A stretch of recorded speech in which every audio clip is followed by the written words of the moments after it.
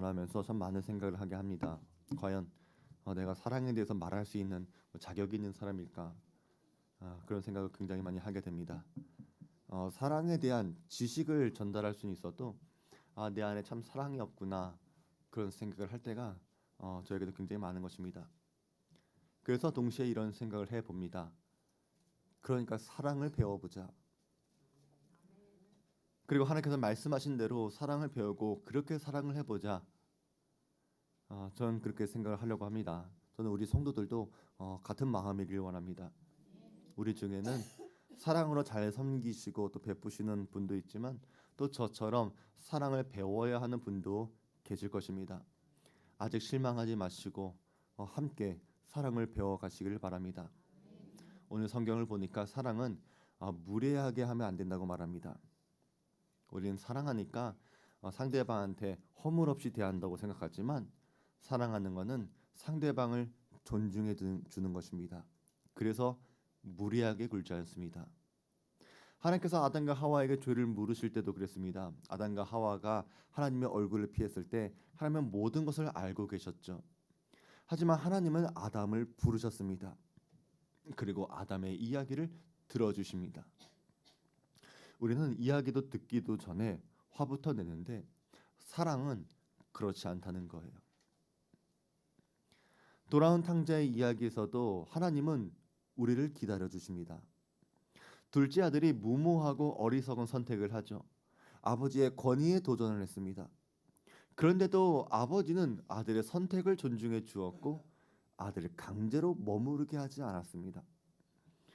그때부터 아버지는 매일같이 마을 밖에서 기다려야 했지만 그럼에도 아버지는 둘째 아들을 보내주었고 그 아픔을 아버지는 감당한 것입니다. 이런 모습이 우리를 향한 하나님 아버지의 사랑이요 하나님 아버지의 배려입니다. 주변에서 존경받는 어른들을 보면 그분들은 누구한테도 함부로 하지 않습니다. 나이나 위치나 뭐로 보더라도 한참 어르신인데도 아래 사람들에게 예의 바르게 대해 주십니다. 존칭도 써 주시기도 합니다. 내 위치에서는 이 정도는 당연하다. 그런 태도가 아니라 작은 친절에도 부담스러울 정도로 감사하게 생각해 주십니다. 이런 분들을 만나게 되면 참 따뜻해지죠. 그게 존중이 담겨 있는 사랑의 감화가 되어서 그런 것입니다. 우리는 친하니까 이 정도는 되겠지 하고 예의 없이 행동할 때가 많은데 그런 생각에는 내가 존중받고 싶다는 생각은 있어도 내가 그 사람을 존중한다는 생각이 없어서 그렇습니다. 내가 편하게 해도 저 사람이 나를 이해해 주겠지. 이것은 그 사람이 아니라 내가 더 중요한 거예요. 그런데 그게 아니라 저 사람이 무엇을 좋아하고 무엇을 싫어하고 그것을 알아보는 것, 그것은 눈치 보는 게 아닙니다. 그것은 배려하는 것이고 존중하는 것이고 그것이 사랑하는 것입니다. 사도 바울은 예의 없이 행동하는 것을 사랑이 아니라고 이야기합니다.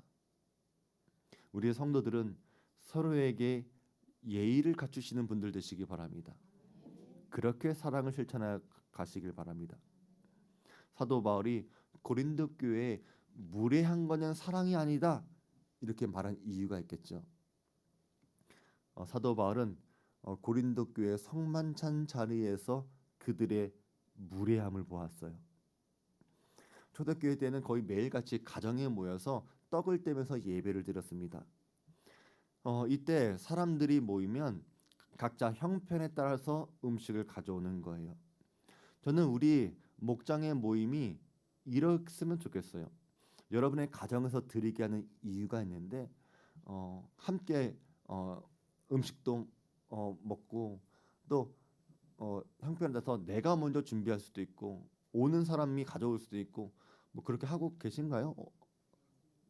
하고 있어요? 네, 그렇게 하고 계세요. 그게 초대교회 때 드렸던 성만찬이었다는 거예요. 부자인 사람들은 많이 가져왔겠죠. 또 가난한 사람들이나 일하고 늦게 오는 사람들은 가져올 수 없었습니다. 하지만 그래도 괜찮았습니다. 그게 문제가 되지는 않았어요. 왜냐하면 우리는 그렇게 할 거라고 우리는 생각했으니까. 근데 문제는 그 다음에 일어난 거예요. 어떤 부자들은 자기들끼리 모여서 먼저 성만찬을 시작했습니다. 먼저 밥을 먹었다는 거예요. 어떤 사람들은 취하도록 먹었고 또 어떤 사람들은 음식을 남기지 않았습니다. 그러다 보니까 늦게 온 사람들이나 가난한 사람들이 오게 되면 먹을 게 없어진 거예요. 먹는 것에 참 소외받는 게 서럽죠. 다른 것도 아니고 교회에서 예배의 자리인데 교제를 기대하고 찾아왔는데 이미 가 보니까 사람들이 성만찬을 식사를 다 끝낸 거예요. 하지만 이것을 성만찬이라고 부르는 것은 이것도 엄연하게 교회에서 식사하는 것도 엄연하게 예배였다는 거예요. 교회 예식이에요. 근데 먼저 온 부자들이 먼저 그것을 끝냈다는 것입니다. 그래서 사도 바울이 단호하게 꾸짖습니다. 이는 먹을 때에 각각 자기의 만찬을 먼저 갖다 먹음으로 어떤 사람은 시장하고 어떤 사람은 취함이라. 너희가 먹고 마실 집이 없느냐? 너희가 하나님의 교회를 업신여기고 빈궁한 자들 부끄럽게 하느냐? 내가 너희에게 무슨 말을 하랴? 너희를 칭찬하랴? 이것으로 칭찬하지 않으라. 사도 바울은 그런 사람들의 성급함과 무례함을 성향이 다른 거다, 취향이 다른 거다 그렇게 생각하지 않았습니다. 하나님의 교회를 업신여긴 거라 본 거예요. 교회를 업신여겼기 때문에 교회 행사나 교회 예식이나 교회 예배를 자기들 마음대로 드린 것이고 다른 사람들을 배려하지 않았습니다. 아마 먼저 보인 사람들, 그러니까 먼저 그렇게 식사했던 사람들은 즐거운 자리였을 거예요. 아마도 자기들끼리 사랑을 나누고 있다고 생각했을지 몰라요. 하지만 사도 바울은 그 자리가 너희가 아무리 즐겁다고 하더라도 난 너희를 칭찬하지 않을 거야. 이렇게 이야기했다는 거예요. 저는 우리 성도들이 이런 원리를 잘 기억했으면 좋겠어요. 이것은 식사할 때만이 아니라 교제할 때 모든 원리가 그렇습니다. 그러므로 누구든지 주의 떡이나 잔을 합당하지 않게 먹고 마신 자는 주의 몸과 피에 대하여 죄를 짓는 것이니라.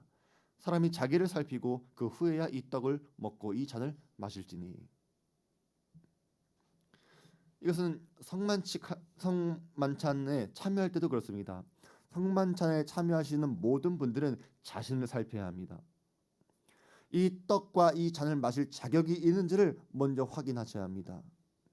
만약에 합당하지 않게 성만찬에 참여하는 사람은 주의 몸과 주의 피에 대해서 죄를 짓는 것입니다. 그래서 우리가 구원받는 사람들이 침례받은 사람을 참여하는 이유가 여기 있는 거예요. 우리의 교제와 사랑도 그렇습니다. 상대방을 생각하고 존중하는 데부터 시작해야 합니다. 고린도 교회는 이런 사랑이 없었기 때문에 병든 사람, 죽은 사람도 있었습니다. 그러므로 너희 중에 약한 자와 병든 자가 많고 잠자는 자도 적지 아니하니. 그러니까 성만찬에 참여하지 못해서 병들거나 죽은 것이 결정적인 것은 아니었다고 하더라도 약하고 병들고 죽어가는 사람들이 있는데 그들에게 나눠줄 물이 있고 양식이 있고 고기가 있고 음식이 있는데 이것을 먼저 다 먹은 사람들, 먼저 성찬식을 끝낸 것에 대해서 너희에게도 책임이 있다는 거예요. 그래서 오죽하면 사도 바울이 이런 처방을 내리겠습니까? 그런즉 내 형제들아 먹으러 모일 때에 서로 기다리라. 만일 누구든지 시장하거든 집에서 먹을지니 이는 너희의 모임이 판단받는 모임이 되지 않게 하려 함이라. 그 밖의 일들은 내가 언제든지 갈 때 바로 잡으리라. 문제가 굉장히 많았어요. 이 고린도 교회는. 근데 정말 사소한 것까지 먹을 때에 기다려줘라 이것까지 잔소리해야 했던 교회였다는 거예요. 우리는 어떻습니까? 우리는 어때요? 교회에서뿐만이 아니라 교회 밖에서 교제할 때가 있겠죠. 뭐 우리 교회 성도들끼리 모일 때가 있고 다른 사람과 또 밥을 먹을 때도 있을 거예요. 그냥 편하게 밥 한 끼 먹는 거예요. 그렇게 말하는 사람들이 있을지 모르지만 성경은 그럴 거면 집에서 드세요라고 이야기해요. 물론 그렇게 이야기하면 시대를 잘못 적용한 거죠. 옛날에는 밥을 뭐 외식하는 그런 게 없었으니까. 근데 요즘은 외식하는 게 있으니까 외식하는 문화가 있으니까 뭐 밖에서 밥을 먹는다. 그게 나쁜 것은 아니겠죠. 하지만 이런 권면을 할 수 있다는 거예요. 여러분의 모임이 판단 맞는 모임이 되지 않게 하십시오.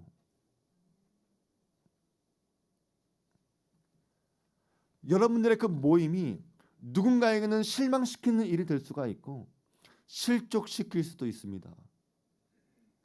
여러분이 사적인 모임을 갖는 것은 전혀 이상하지 않은 일일 수도 있지만 여러분은 반드시 그 사람들과 하나님께 평가받고 있다는 사실을 기억하시기 바랍니다. 우리가 복음을 전하는 것도 그렇습니다. 길거리에서 예수 천당 불신지요? 큰 소리를 외치지 않아서 전도가 안 되는 게 아닙니다. 그들의 메시지가 잘못된 것이 아니라 그들의 무례함이 사람들의 마음을 닫게 만드는 것입니다. 그 사람들은 진리를 외치고 있다고 생각하지만 그것은 진리를 전하는 방식이 틀렸기 때문에 그것은 진리가 아닙니다. 우리가 한 영혼을 사랑해서 정말로 그 영혼이 하나님 앞에 돌아오게 하고 싶다면 그들의 마음에 닿도록 존중해주고 예의 바르게 외쳐야 합니다. 예수님도 왕이시지만 절대로 우리 동의 없이 함부로 문을 열고 들어오지 않으십니다. 우리가 문을 열어 주실 때까지 예수는 문을 두드리고 계십니다. 우리도 한 영혼을 위해 예의 있게 사랑하시기 바랍니다. 우리 서로 이야기해 볼까요? 나의 무례함을 사과합니다. 나의 무례함을 사과합니다. 예의 있게 사랑하겠습니다. 예의 있게 사랑하겠습니다. 또 사랑은 자기의 유익을 구하지 않습니다. 요즘 사람들은 굉장히 이기적이고 또 개인주의적이죠. 자기가 조금 불편하고 힘들면 손해보는 일들은 전혀 하지 않습니다. 우리가 아낌없이 주는 나무라고 하는 동화를 좋아하는 것은 우리가 원하는 사랑의 가치가 그러하다는 것을 누구나 동의하고 있기 때문에 그래요. 또 우리도 그런 사랑을 경험하고 싶은 거고 또 배우고 싶기 때문인 거죠. 하나님도 우리를 아낌없이 사랑하십니다. 우리를 끝까지 사랑하셨고 아들을 내어 주시기까지 사랑해 주셨습니다. 그런데 우리는 아끼지 않고 사랑해 본 적이 얼마나 되겠습니까? 자기의 유익을 구한다라고 하는 말 속에는 이익을 계산한다는 말이 있는 거예요. 계산한다고 하면 이미 그것은 사랑이 아니죠. 나의 이득을 위해서 사랑하는 게 아니라 손해를 보더라도 사랑할 수 있는 것, 그것이 진짜 사랑하는 것입니다. 그래서 자기의 유익을 구하지 않는 사랑을 바보 같은 사랑이라고도 말할 수 있습니다. 그런데 자기의 유익을 구하지 않는다라고 하는 것은 단순히 물질적인 계산적인 것만을 이야기하는 것은 아닙니다. 사도 바울이 자기의 유익을 구하지 않는다 이 말을 고린도 교회에 또 이야기한 데가 있습니다. 고린도전서 10장에 있는 말씀이에요. 모든 것이 가하나 모든 것이 유익한 것이 아니요 모든 것이 가하나 모든 것이 덕을 세우는 것이 아니니 누구든지 자기의 유익을 구하지 말고 남의 유익을 구하라. 이 말씀은 우상 숭배하는 음식을 먹어도 되냐 안 되냐 이 논쟁할 때 이 말씀을 하신 거예요. 이 말씀은 우리 기존의 성도들에게도 자주 말씀드린 적이 있는데 우리 새로 오신 분들 뭐 안 들어보신 분들 한번 생각해 보시기 바랍니다. 우상 숭배한 음식 그러니까 제사 음식 먹어도 됩니까? 먹으면 안 됩니까? 속으로 대답하세요. 요즘은 건강식이라고 해가지고 사찰 음식 파는 데도 있죠. 근데 어떤 분들은 절에서 먹는 음식이라고 해서 안 드시는 분도 계세요. 근데 사도 바울은 아무런 문제가 되지 않는다고 이야기합니다. 왜냐하면 우상은 죽은 거거든요. 하나님 외에 다른 신은 없기 때문에 그들에게 바친다 한들 그것이 무슨 상관이 있냐는 거예요.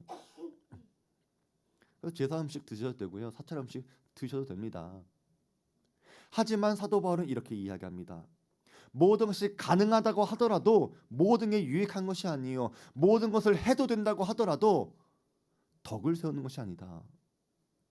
그렇기 때문에 누구라도 자기의 유익과 편리와 즐거움을 먼저 생각하지 말고 다른 사람들의 유익을 생각하라는 것입니다. 그게 사랑입니다. 이런 문제들을 아디아포라라고 이야기해요. 아디아포라.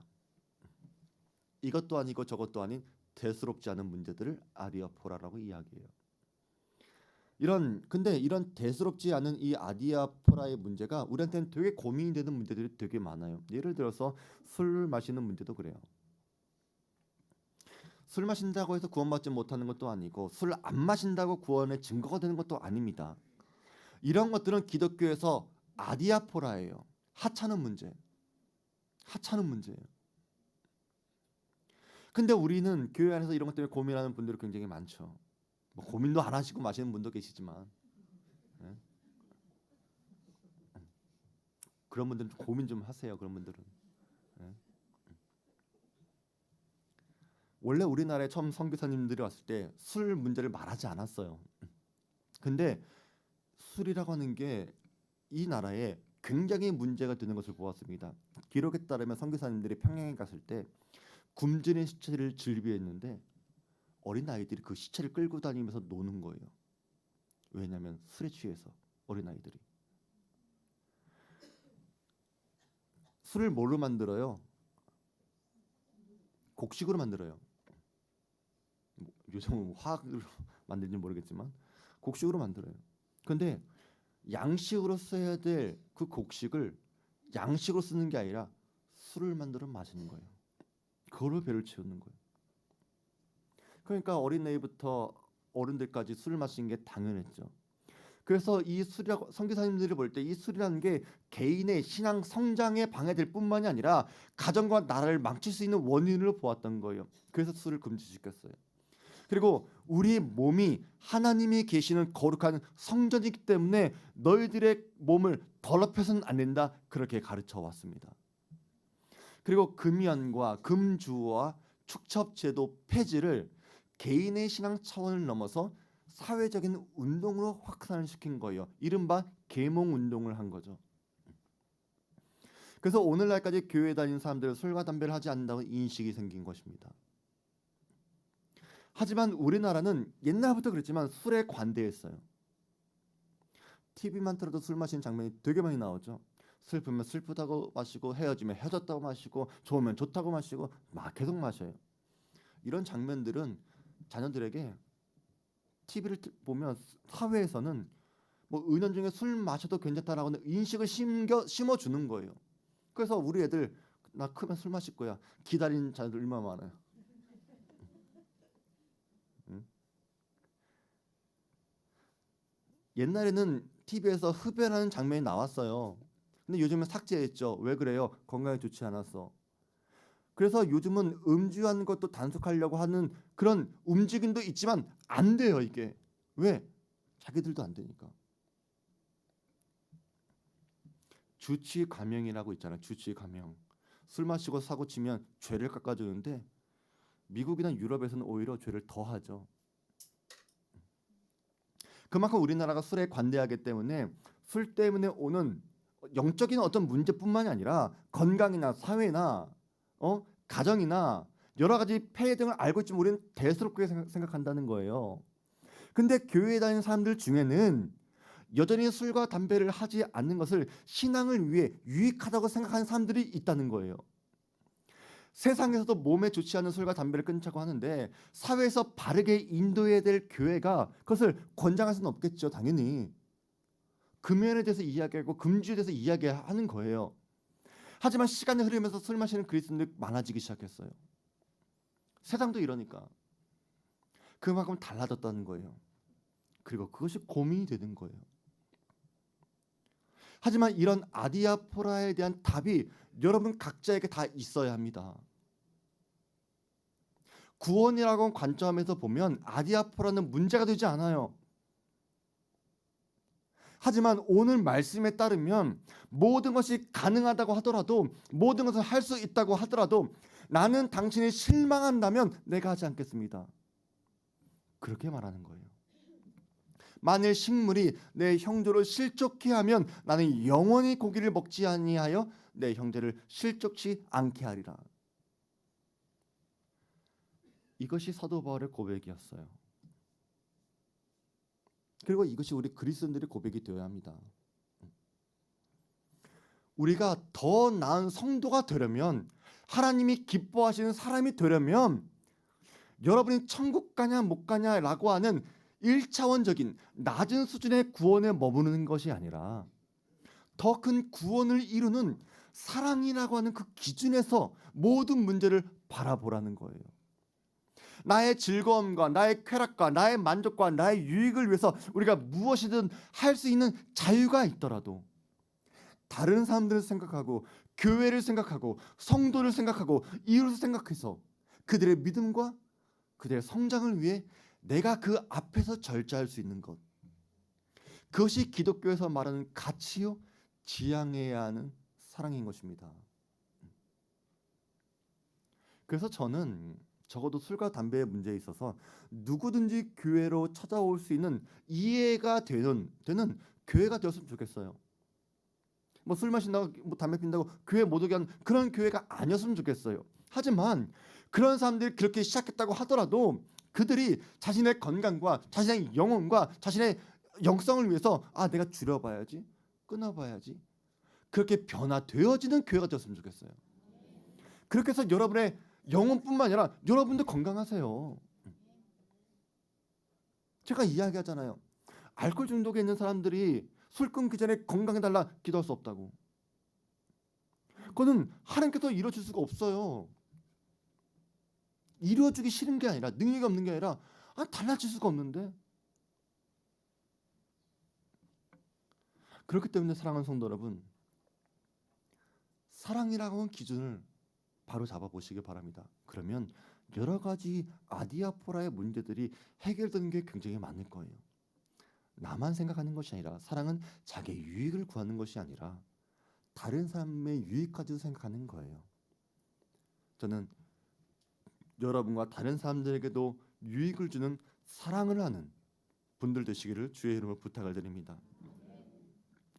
또 사랑은 성내지 않습니다. 야고보 사도도 이렇게 이야기합니다. 내 사랑하는 형제들아, 너희가 알지니 사람마다 듣기는 속히 하고 말하기는 더디하며 성내기도 더디하라. 사람이 성내는 것이 하나님의 의를 이루지 못함이라. 사실 이 부분은 저에게 큰 괴로움이 됩니다. 그래서 사실 이 말씀 때문에 오늘 말씀 참 못 전할 것 같다 이런 생각을 굉장히 많이 했어요.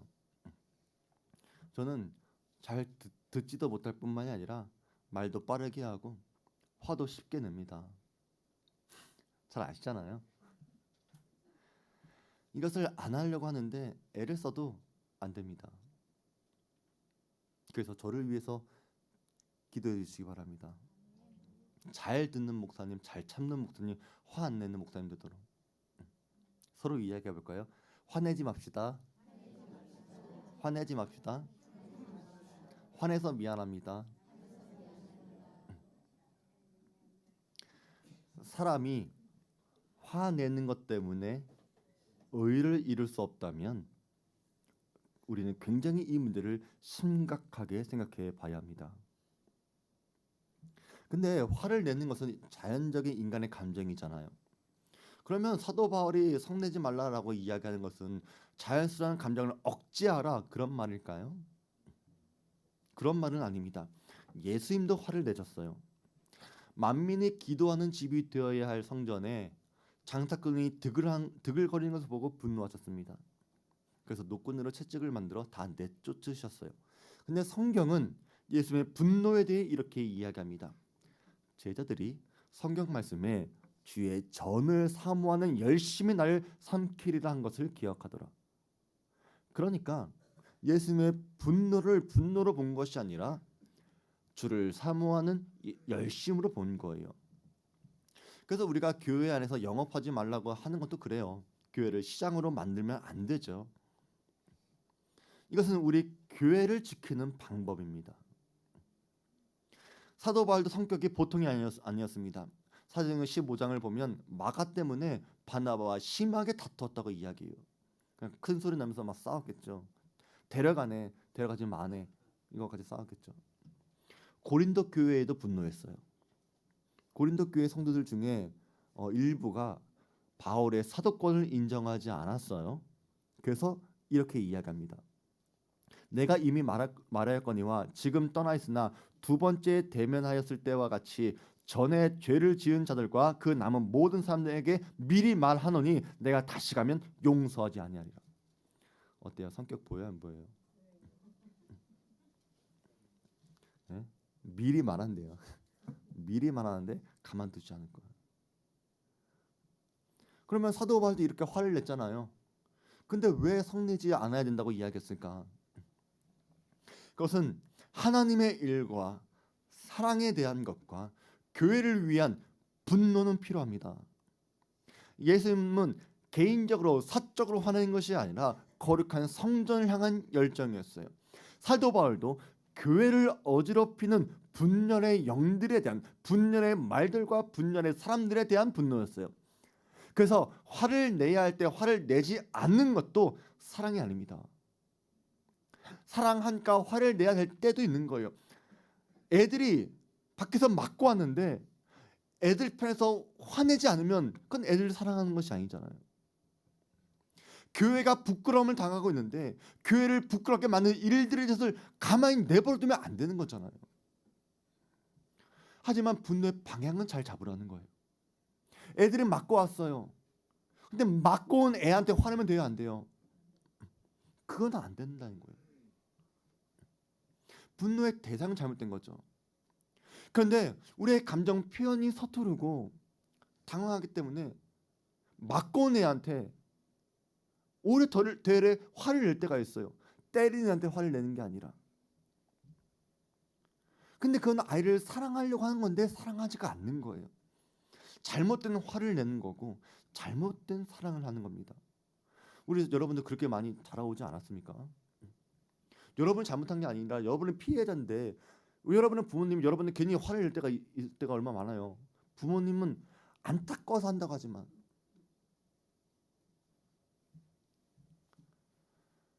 그래서 여러분이 화를 내실 때에도 반드시 알아야 할 것이 있어요. 하나님의 의를 이루지 못하는 분노는 잘못된 분노요. 방향이 잘못된 분노도 죄입니다. 사랑이 아니에요. 바울도 그렇고 잠언도 그렇고 노하기를 더디하라 이렇게 이야기하는 이유가 있습니다. 쉽게 화를 내는 것은 절대로 하나님의 의를 이루지 못할 것입니다. 근데 우리는 어때요?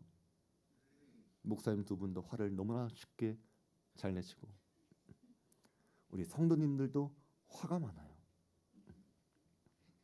이 화내는 것 때문에 우리 모두가 힘들어하지 않습니까? 우리 다시 한번 다짐해 봅시다. 화 좀 참으십시다. 화 좀 참읍시다. 또 우리가 노하기를 더디하는 것도 필요하지만 또 한 가지 분노에 대한 교훈이 있습니다. 분을 내어도 죄를 짓지 말며 해가 지도록 분을 품지 말고 마귀에게 틈을 주지 말라. 우리가 쉽게 화를 내서도 안 되지만 밤새 동안 분을 품어도 안 됩니다. 왜냐하면 그것은 여러분에게 마귀가 틈탈 수 있는 기회가 되기 때문에 그래요. 사랑하는 성도 여러분, 여러분에게 화가 나는 일들, 속상한 일들이 생길지라도 그것을 품지 마시고 금방 털어버릴 수 있는 분들 되시기 바랍니다. 뭐 자기는 뭐 생각해야 될 시간이 필요하다고 하면서 뭐 하루 이틀 막 일주일 끌고 가시는 분도 계신데 그렇게 하지 말라는 거예요. 우리한테 화가 있고 분노가 있고 상처가 있고 슬픔이 있다면 그것은 사람에게 풀어서는 안 돼요. 여러분의 분노가 다른 사람들에게 상처가 될 것입니다. 그래서 뭐 해가 지도록 분을 품지 말고 이거를 그냥 하루로 해석하는 게 아니라 1년으로 해석하는 사람이 있어요. 네, 한 해가 지도록 그냥 1년 동안은 불을 뿜는 거예요. 그렇게 하지 말라는 거예요. 그러니까 오늘 해가 지도록, 오늘 해가 질 때까지 불을 뿜지 말라는 건데 한 해가 지도록, 그러면 안 되는 거예요. 여러분의 분노가 사람들이 아닌 하나님께로 돌리시기 바랍니다. 시편 기자들이 그런 기도를 많이 드렸어요. 그들은 속에 있는 분노를 거침없이 하나님 앞에 표현했죠. 근데 그게 성경에 기록된 거는 그들의 분노와 그들의 화가 하나님 앞에서 풀었기 때문이고, 그걸 하나님께서 또 받아주셨고 용서해 주셨기 때문에 성경에 기록이 된 거예요. 여러분의 마음속에 있는 상처나 분노나 화를 하나님께 쏟아낸다면 하나님은 여러분의 마음을 헤아려 주시고, 여러분이 억울한 일을 당했더라도 하나님께서 갚아 주실 것입니다. 내 사랑하는 자들아, 너희가 친히 원수를 갚지 말고 하나님의 진노하심에 맡기라. 기록되었으되 원수 갚는 것이 내게 있으니 내가 갚으리라고 주께서 말씀하시니라. 그러니까 여러분이 갚으려고 하지 마시고 하나님께서 갚아 주시기를 기대하시기 바랍니다. 그래서 여러분이 사람 앞에서 쉽게 화를 내지 않고 분을 품어도 해를 넘기지 않을 수 있는 것은 하나님이 계시기 때문입니다. 우리는 하나님 앞에 우리의 마음을 맡겨드려야 합니다. 남을 미워하고 분노하는 것, 그것은 우리 모두에게 괴로운 일이 될 것입니다. 분명히 우리는 사랑하는 게 쉽지 않습니다. 오늘 말씀을만 보더라도 사랑하는 게 참 어렵죠. 하지만 우리가 포기하지 않는다면 언젠가 우리는 주님을 닮아갈 것입니다. 우리는 변해갈 것입니다. 우리가 조금만 더 노력해 보시길 바랍니다. 내 마음에 드는 순간적인 생각에 집착하지 마시고 하나님께서 주시는 음성에 귀를 기울여 보시기 바랍니다. 저도 그렇게 해보려고 합니다. 그렇게 사람들을 섬기고 그렇게 사랑하는데 힘쓰는 저와 우리 사랑의 성도들 되시기를 주의 이름으로 권면드립니다. 우리 말씀을 기억하면서 우리 다 같이 찬양하겠습니다.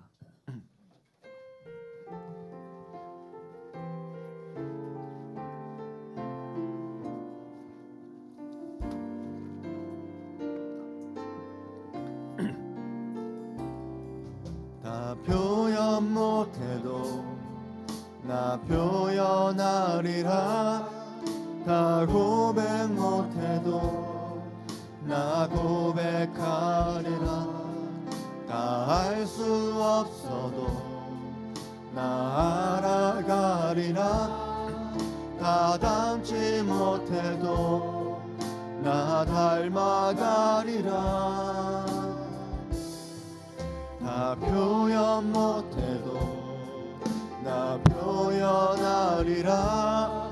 다 고백 못해도 나 고백하리라. 다 알 수 없어도 나 알아가리라.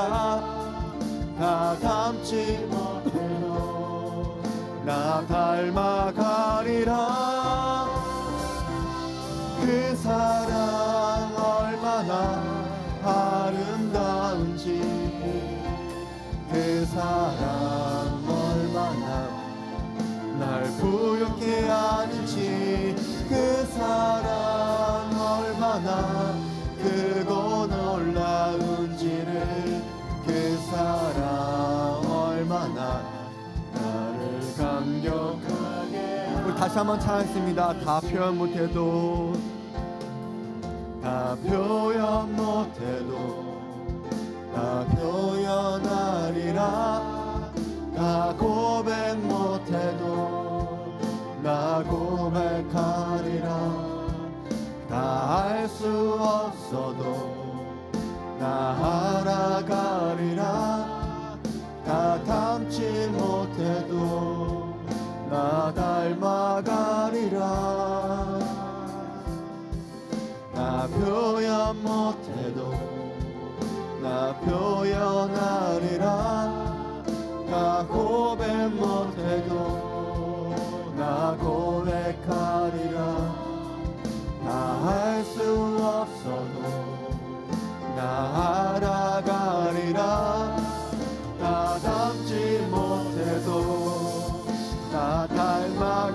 하리라. 그 사랑 얼마나 아름다운지, 그 사랑 얼마나 날 부욕해 하는지, 그 사랑 얼마나 크고 놀라운지를, 그 사랑 얼마나 나를 감격하게, 그 사랑 얼마나, 그 사랑 얼마나 아름다운지, 그 사랑 얼마나 날 부욕해 하는지, 그 사랑 얼마나 크고 놀라운지를, 그 사랑 얼마나 나를 감격하게 하는지. 하나님 아버지, 우리 모두는 하나님과 사람을 감격시키는 사랑을 하기 원합니다. 그런데 우리는 그 사랑을 알지 못하여 다른 사람을 존중하지 않는 무례함이 있었고, 나 자신만 생각하는 이기적인 마음과 너무 쉽게 화를 내는 분노와 가시들이 너무나 많았습니다. 주님, 그로 인해 상처받은 우리 사랑하는 모든 가족들과 성도들과 이웃들을 주님께서 긍휼히 여겨 주어서 저들의 상처를 보듬어 주시고 우리의 가시도 꺾어서 우리를 온유한 성도로 변화시켜 주시옵소서. 주님, 우리가 지금까지 제대로 된 사랑을 표현하지 못했지만 이제는 사랑을 배워 사랑을 바르게 표현하기를 원합니다. 우리가 사랑하는 법을 몰랐지만 알아가겠습니다. 우리가 주님을 닮지 못했지만 주님을 닮아가겠습니다. 그 사랑이 얼마나 아름다운지, 그 사랑에 서로를 얼마나 부욕해 하는지, 또 하나님 사랑이 얼마나 크고 놀라운지를 나도 경험하고 우리 모두가 다 경험할 수 있도록 주님 도와주시옵소서.